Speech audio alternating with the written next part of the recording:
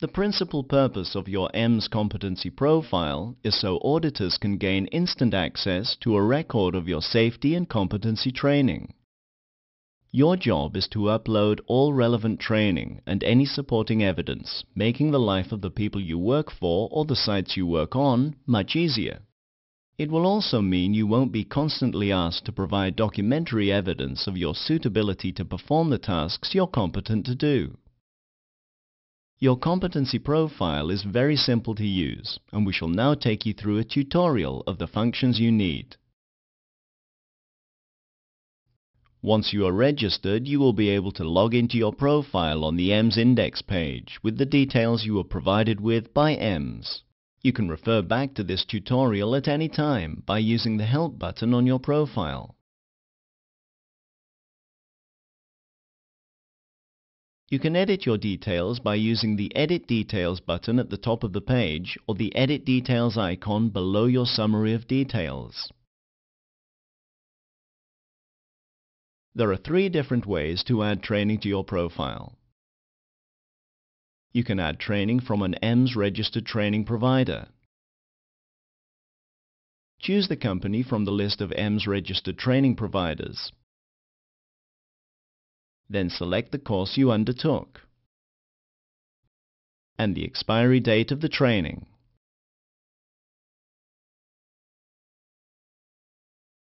You will now see this training appear in your list.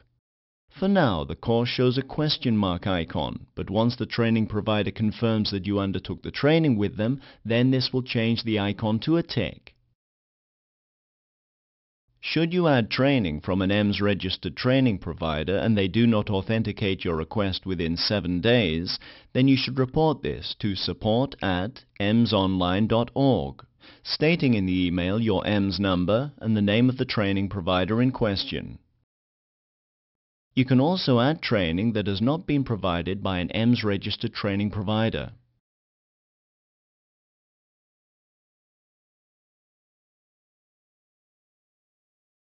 Simply fill in all the details requested.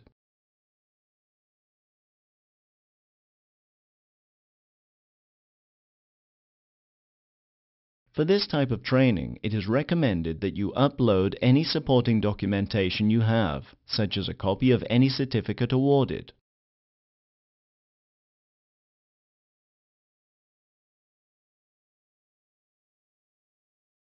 Although the course is displayed with a question mark, the supporting documentation will indicate that this course is authentic and can be further audited if required. You can also add in-house training. In this function, you can add training provided by anyone whose network you belong to.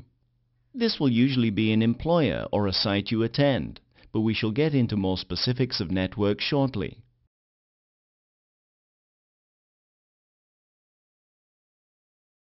Simply select the company who gave you training, the course received, and any expiry date applicable. This training will now appear in your training list. As with the course provided by an EMS training provider, this shows the unverified question mark. This will turn to the verified tick when the network owner confirms that you went through this training. It is worth pointing out at this stage that other people such as an employer, site or training provider may wish to add training to your profile. If this happens, then the request will appear in your notes box opposite your training list.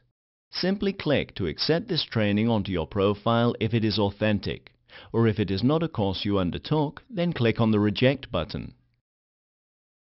You can join or may be requested to join networks. For the most part, these will be your employer or sites you attend, but may also be for a specific job such as a shutdown. Networks are useful for your employer or site to quickly access your profile or send details of your training to others. For example, your employer may be sending you on a job to a site. They would then forward your profile to them so they could check you are competent for the job you were being sent to do. To join a network, use the Join Network button at the top of the page or the Join Network icon below your details. The network will then choose to accept or reject your request before it appears on your profile. All your networks appear in your details along with an option to leave their network. The remaining buttons available are the View Profile button, which allows you to view your profile as it will be seen by others searching your profile. The Report Misuse button, which will allow you to report any action or information held on any profile which you believe to be inaccurate or against the spirit of EMSS. The final button available links you to the Help section of the website.